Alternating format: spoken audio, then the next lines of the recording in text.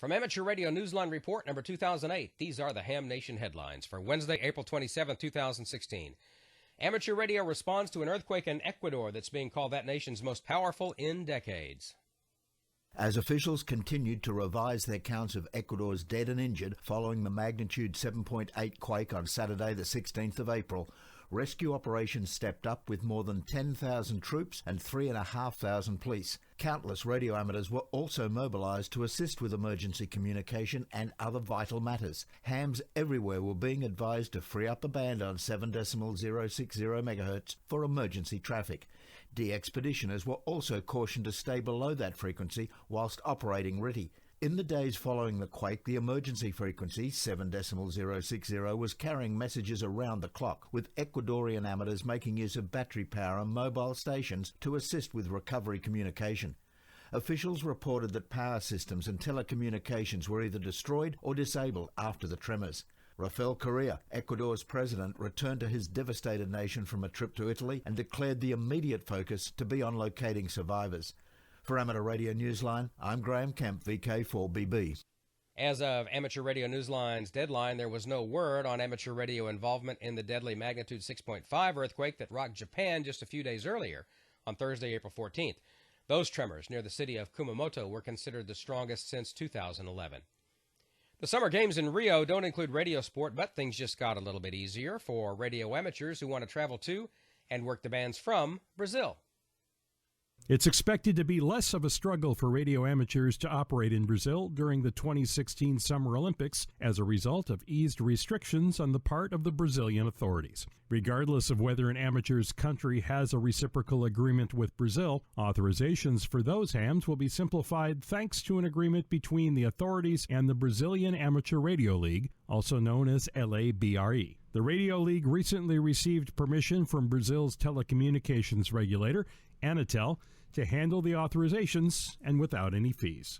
Interested amateurs should email the Radio League a copy of a valid passport, a copy of your amateur radio license, a list of cities in which you plan to operate and on what dates, and include your email address. The document should be scanned and sent to the Radio League via email at executiva@labre.org.br.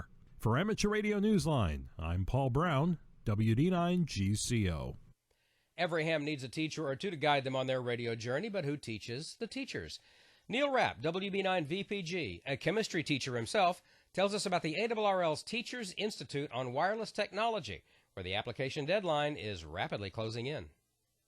There are only a few more days left for teachers to submit their applications to the ARRL Teachers Institute on Wireless Technology, which is preparing to present its summer coursework for the 13th year. The Professional Development Seminar offers teachers guidance on presenting radio science to their students at levels starting as young as elementary school. The classes include robotics, radio science, satellite communications, weather science, microcontroller programming, and basic electronics. All expenses are paid. Coursework is available at increasing complexity right through the university level. The Institute holds its classes at different locations throughout the country, but the deadline to apply is May 1st. If you're interested but still haven't put in your application, you can download the form from the webpage for the ARRL Teachers Institute at arrl.org. If you have additional questions, contact ARRL Education Services Manager Deborah Johnson, K1DMJ, at djohnson@arrl.org.